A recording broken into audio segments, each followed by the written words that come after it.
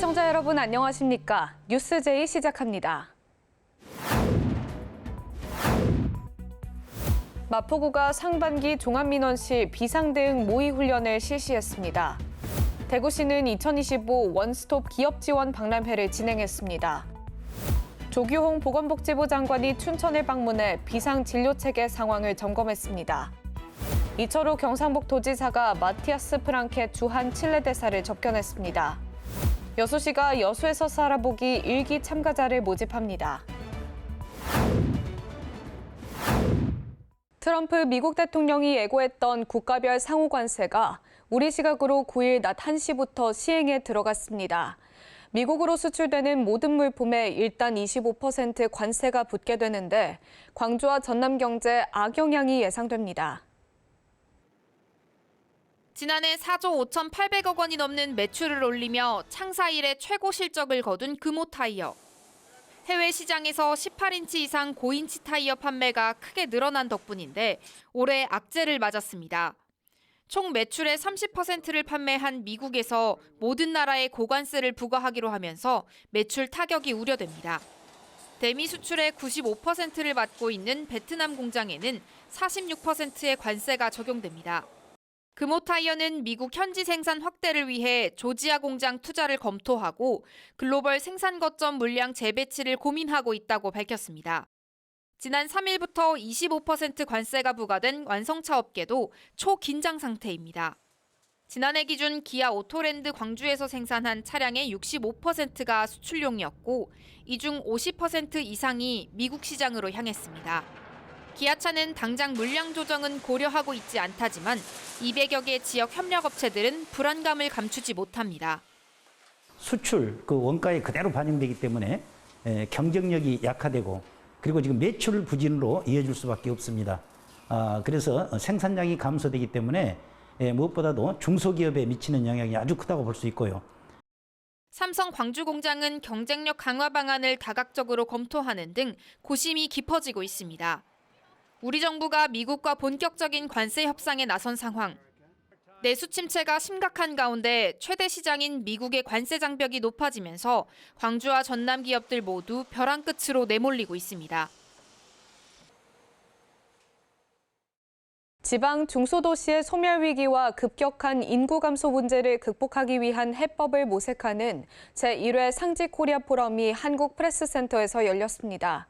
이번 포럼은 상지대가 주관하고 강원도민일보가 공동 주최했습니다. 포럼에서는 인구 유입 전략과 지역 경제 활성화 방안이 주요하게 논의됐으며 특히 유학생 유치, 재외동포 자원 연계 등을 통한 지속 가능한 지역 발전 모델이 주목받았습니다. 상지대는 인구 정책의 전환점이 될 수 있는 실질적 대안을 모색함과 동시에 한류, 한상, 한인 네트워크를 활용한 글로컬 대학 모델의 가능성을 확인했습니다. 국내 출산율이 계속 좀 떨어지기 때문에 해외에서 한국에 관심 있고 또 한국 문화를 좋아하고 하는 이런 그 사람들을 최대한 좀 많이 찾아내자. 또한 향후 단계별 전략으로 사이버 글로벌 한류 연합대학 구축, 글로벌 캠퍼스 운영, 재외동포 대상 교육 플랫폼 확대 등 다양한 방향을 제시할 계획입니다. 수도권 소식입니다. 동대문구 중랑천 도시농업 체험학습장이 문을 열고 본격적인 운영에 들어갔습니다. 구는 학습장을 통해 도시농업을 활용한 생태교육 프로그램을 제공합니다. 지난 28일 중랑천 장안 이수변공원 일대에서 중랑천 도시농업 체험학습장이 개장했습니다. 체험학습장은 총 927구획 규모로 조성됐으며 구민들이 직접 작물을 재배하는 주말 농장 형태로 운영됩니다. 올해 모집에는 3,032세대가 신청해 3.1대 1의 높은 경쟁률을 기록했으며 무작위 전산 추첨을 통해 참여자가 선정됐습니다.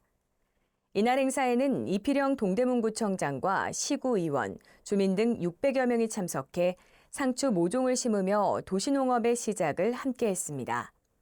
동대문구는 앞으로도 도시농업을 활용한 다양한 생태교육 프로그램을 운영할 계획이며 주민들이 자연과 교감하며 환경과 건강을 함께 가꿀 수 있도록 지원하겠다는 방침입니다. 동대문구가 구민들의 안전한 이동을 위해 전 구민을 대상으로 자전거와 개인형 이동장치 보험에 가입했습니다. 사고 규모, 장소와 관계없이 보상될 예정입니다. 보험은 2025년 3월 27일부터 1년간 적용되며 동대문구에 주민등록이 돼 있는 구민이면 자동으로 가입됩니다. 보장 내용으로는 자전거와 PM 이용 중 발생한 사고에 대해 사망 시 1,000만 원, 후유장애 최대 1,000만 원, 4주 이상 진단 시 30에서 70만 원 위로금, 6일 이상 입원 시 20만 원 입원 위로금 등이 지원됩니다. 벌금 최대 2천만 원, 변호사 선임비 최대 200만 원, 사고 처리 비용은 최대 3천만 원까지 보장됩니다. 과실이나 사고 장소와 관계없이 보상되며 타 보험과 중복 보상도 가능합니다. 보험 청구는 사고 발생일로부터 3년 이내이며 전용 콜센터 1899-7751번으로 문의하면 됩니다. 마포구는 특이 민원 발생에 대비한 비상대응 훈련을 진행하고 있는데요. 이번에 2025년 상반기 종합민원실 비상대응 모의훈련을 실시했습니다. 시나리오에 따라 역할별 대응 방법을 확인했습니다. 지난 26일 오전 8시 30분부터 구청 2층 민원 여건과 종합민원실에서 2025년 상반기 종합민원실 비상대응 모의훈련을 실시했습니다. 이번 모의훈련은 민원 여건과 전 직원과 경찰, 청원 경찰이 참여해 민원실에서 일어날 수 있는 폭언이나 폭행 등 특이 민원 발생 상황을 가정한 가상 시나리오에 따라 역할별 대응 방법을 확인하고 실행하는 합동훈련 형태로 진행됐습니다. 이번 모의훈련을 통해 담당 공무원을 보호하고 다른 방문 민원인의 2차 피해를 방지할 수 있는 비상대응 체계가 정착되기를 기대합니다. 중랑구는 특수학교인 동진학교의 안전한 통학 환경 조성을 위해 진입로 개설공사 착공식을 개최했습니다. 통학로 확보와 이동 환경 개선을 위한 첫걸음을 내디딜 예정입니다. 동진학교는 중랑 신내동에 건립되는 특수학교로 학생 111명 규모로 조성되며 졸업 후에는 바리스타, 제과제빵 등 취업을 위한 직업교육 과정도 운영합니다. 상징적인 이 동진학교에 정진학교를 잘 지어서 서로 행복한 학교 잘 운영하자 이 말씀을 드리면서 오늘 교량 착공식 축하드립니다. 또한 동진학교에는 지역 주민도 함께 이용할 수 있는 복합시설이 조성되며 수영장, 체육관, 교육시설 등이 마련돼 모두를 위한 공간으로 운영될 예정입니다. 다음으로 광역시 소식입니다. 대구시는 2025 원스톱 기업지원 박람회를 진행했습니다. 이번 행사는 중소벤처기업부 동방성장위원회와 공동 개최하고 대구 테크노파크가 주관했습니다. 행사에서는 구매 상담, 수출 확대, 시책 설명 등 기업의 성장 지원을 위한 6개 핵심 프로그램이 진행됐습니다. 대구시는 최근 미래 신산업에서 주목을 받으며 다양한 분야에서 경쟁력을 갖춘 기업들을 보유한 도시로 평가받고 있습니다. 김정기 대구시 행정부시장은 신속한 기업 지원 행정 서비스를 강조하며 이번 박람회가 기업들의 경쟁력 강화와 우수 인력 채용의 기회가 되길 바란다고 말했습니다. 이장우 대전시장이 대전광역시 자원봉사연합회 창립 20주년 기념식에 참석했습니다. 자원봉사자연합회는 지난 20년간 지역사회 발전을 위해 헌신했습니다. 이날 행사에는 이장우 시장을 비롯해 조원휘 대전시의회 의장, 설동호 대전시 교육감, 5개 구청장, 연합회 임직원 및 소속 봉사자 800명이 함께했습니다.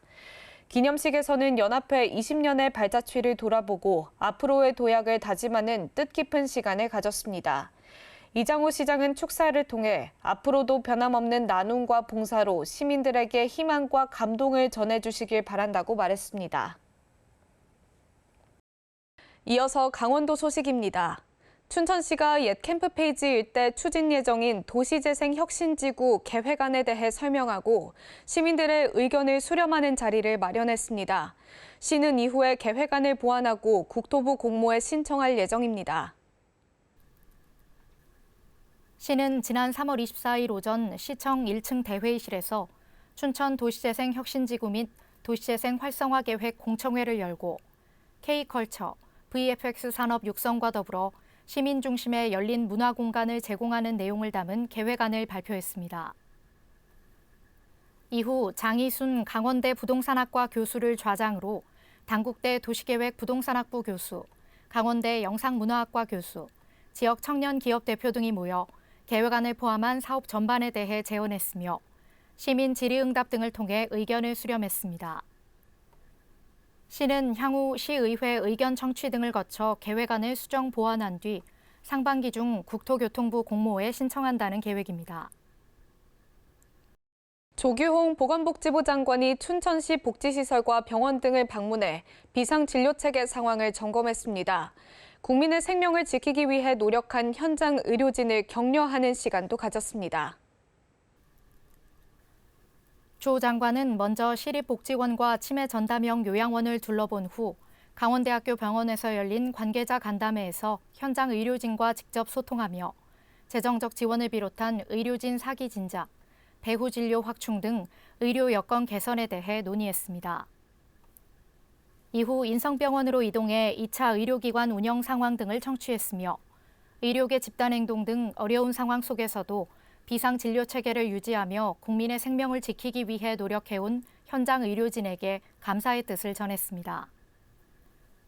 한편 조 장관은 이날 오후 춘천 ICT 벤처센터에서 열린 2025 의료 AI 춘천 포럼에도 참석해 의료 AI의 중요성과 디지털 헬스케어 혁신의 필요성에 대해 강조했습니다. 춘천시는 인공지능과 바이오 헬스 산업을 적극 육성하며 대한민국 디지털 의료 혁신을 이끄는 중요한 역할을 수행하고 있습니다.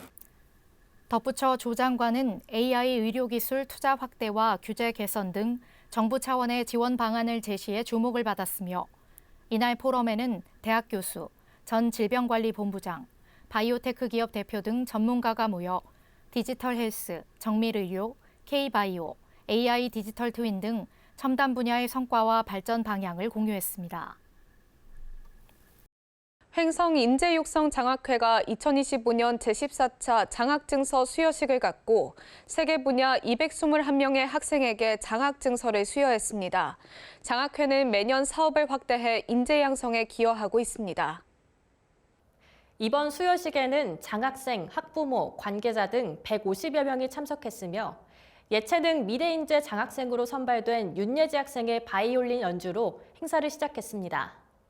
횡성인재육성장학회는 올해 인재육성 장학생, 글로벌 인재, 예체능 미래인재 등 총 221명의 장학생을 선발했습니다.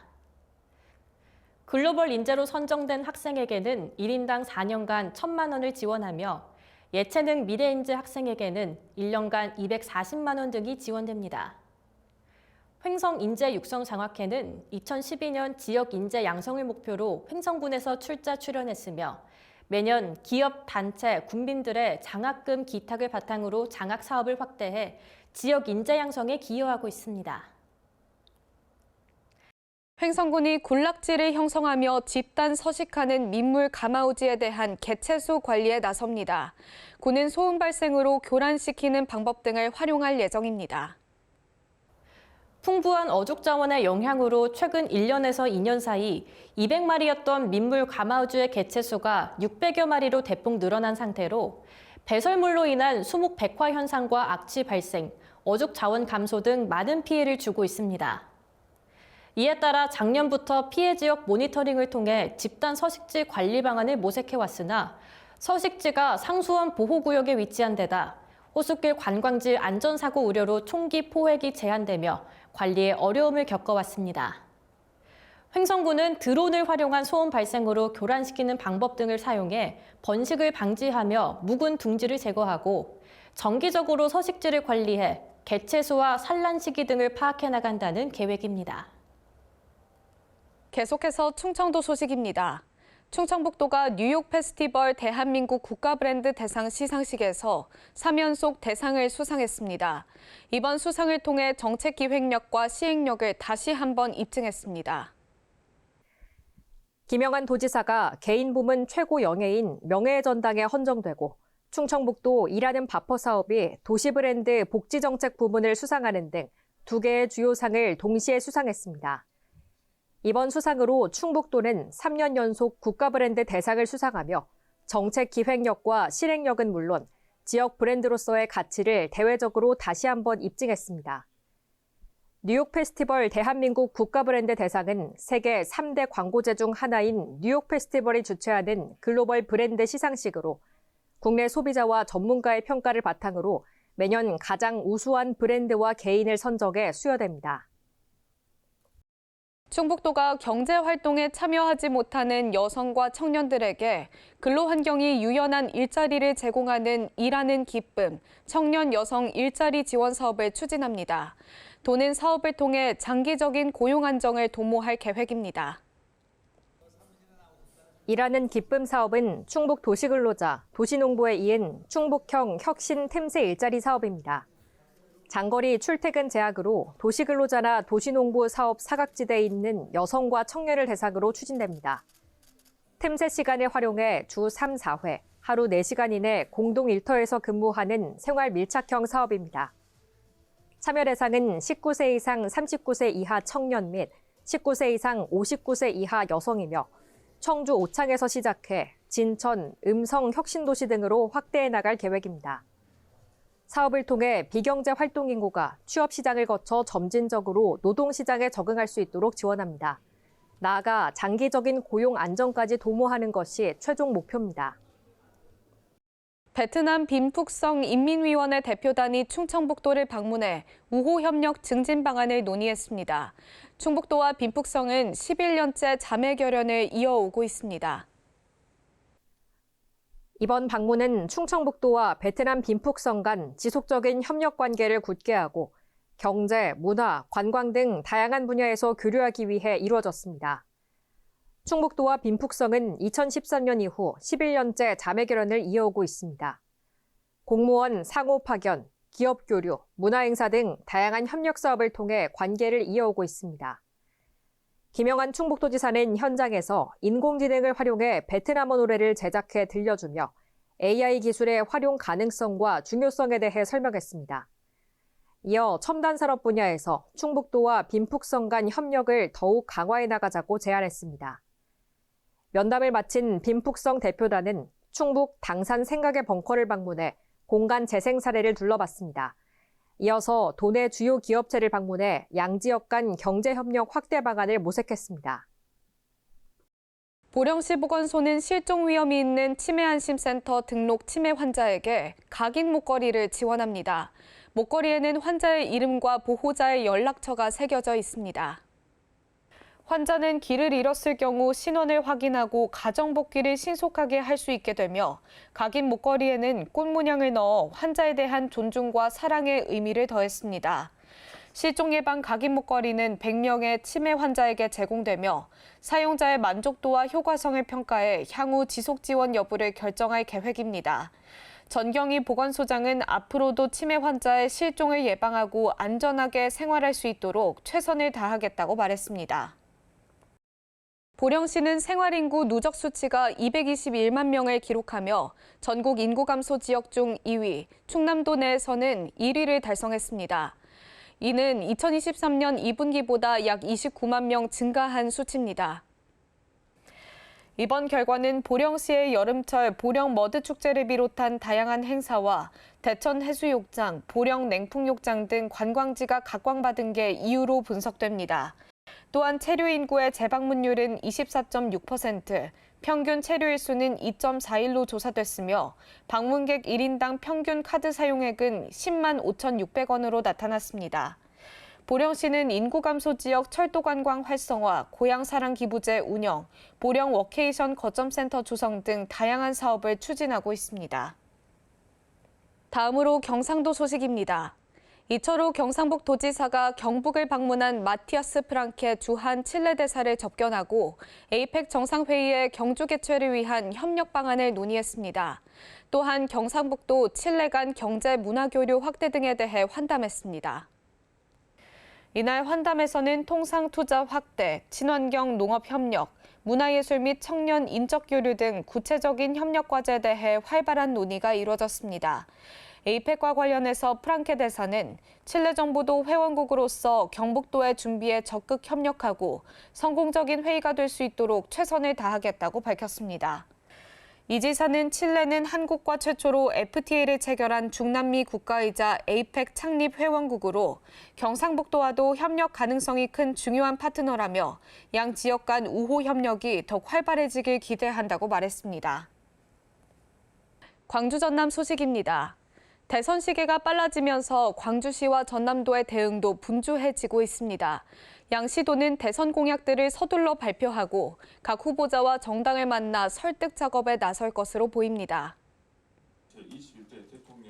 광주시는 5.18 정신의 헌법 전문 수록을 가장 기본적인 공약으로 제시했습니다. 정치권에서도 개헌 논의가 진행되는 등 5.18 헌법 수록의 적기라는 판단에서입니다. 광주 발전 공약으로는 AI 모델 시티와 미래 모빌리티 신도시 조성, 영산강 광주천 수변 활력과 민군 통합 서남권 관문공항 조성, 그리고 광천 상무성 등 이른바 대중교통 자전거 보행도시 구축 등입니다. 다음 정부에 보내는 광주의 제안은 AI 주도 초격차 성장도시 광주입니다. 광주라는 이름이 대한민국에게 희망을 말할 수 있는 다시 광주의 시간이 왔습니다. 전라남도의 가장 시급한 문제는 국립의대 신설과 무안국제공항 활성화입니다. 특히 국립의대 신설은 의정 갈등이 봉합되고 있는 만큼 속도를 내야 하고 무안공항 활성화는 더 이상 늦출 시간이 없는 전남의 수건 사업입니다. 이 밖에 제안된 대선 공약으로는 석유화학 철강 산업 프로젝트, 솔라시도 AI 슈퍼 클러스터 허브 구축, 우주 발사체 산업 클러스터 조성, 에너지 기반 신도시 조성, 공세종 고속도로와 목포 군산 서해안 철도 등 초광역 교통망 확충 등입니다. 언론을 통해 발표하고 이를 각 대선 캠프 등 전달 등 본격적인 대선 공약 반영 활동들 추진할 예정입니다. 조기 대선을 맞아 후보자와 정당들의 경쟁이 치열해지고 있는 가운데 중요 현안을 대선 공약으로 반영하기 위한 광주 전남의 노력이 시작됐습니다.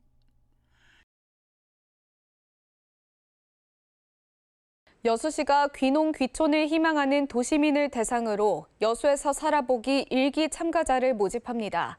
지원 대상은 18세 이상 타 지역 거주자입니다. 여수에서 살아보기는 3개월간 여수시에 거주하며 일자리 연계와 농촌 생활 기회를 제공해 성공적인 농촌 정착을 돕기 위한 프로그램입니다. 돌산읍 각고을 마을, 율촌면 여자만 마을에서 4월부터 7월까지 3개월 동안 운영하며 그린대로 홈페이지를 통해 신청할 수 있습니다.